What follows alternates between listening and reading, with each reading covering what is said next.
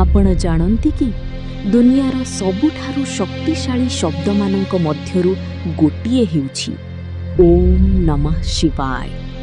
ଏହି ମନ୍ତ୍ର କେବଳ ଉଚ୍ଚାରଣ ନୁହେଁ, ଏହା ହେଉଛି ଆତ୍ମା ଓ ମହାଦେବଙ୍କ ମଧ୍ୟରେ ଏକ ପବିତ୍ର ସଂଯୋଗ। ଯେତେବେଳେ ଆପଣ ଏହି ମନ୍ତ୍ରକୁ ଭକ୍ତିର ସହିତ ଜପ କରନ୍ତି, ମନର ଅଶାନ୍ତି ଧୀରେ ଧୀରେ ଶାନ୍ତ ହେବାକୁ ଲାଗେ, ଚିନ୍ତା କମିଯାଏ, ନକାରାତ୍ମକ ଚିନ୍ତାଧାରା ଦୂର ହୁଏ ଏବଂ ହୃଦୟରେ ଏକ ନୂଆ ଆଶା ଜନ୍ମ ନିଏ। କୁହାଯାଏ ଯେ ନିୟମିତ ଭାବରେ ଓମ୍ ନମଃ ଶିବାୟ ଜପ କରେ, ସେ ଧୀରେ ଧୀରେ ନିଜ ଭୟ ଉପରେ ବିଜୟ ହାସଲ କରିବାକୁ ଲାଗେ, କାରଣ ଏହି ମନ୍ତ୍ର ଆମକୁ ମନେ ପକାଏ ଯେ ଆମେ କେବେ ଏକା ନୁହେଁ।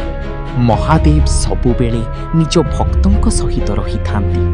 ତେଣୁ ଯଦି ଜୀବନରେ କଷ୍ଟ ଅଛି, ନିରାଶା ଅଛି କିମ୍ବା ମନ ଭିତରେ ଅଶାନ୍ତି ଅଛି, ତେବେ ଆଜିଠାରୁ ପ୍ରତିଦିନ କିଛି ସମୟ ବାହାର କରନ୍ତୁ, ଆଖି ବନ୍ଦ କରନ୍ତୁ ଏବଂ ହୃଦୟରୁ କୁହନ୍ତୁ ଓମ୍ ନମଃ ଶିବାୟ, ଓମ୍ ନମଃ ଶିବାୟ, ଓମ୍ ନମଃ ଶିବାୟ।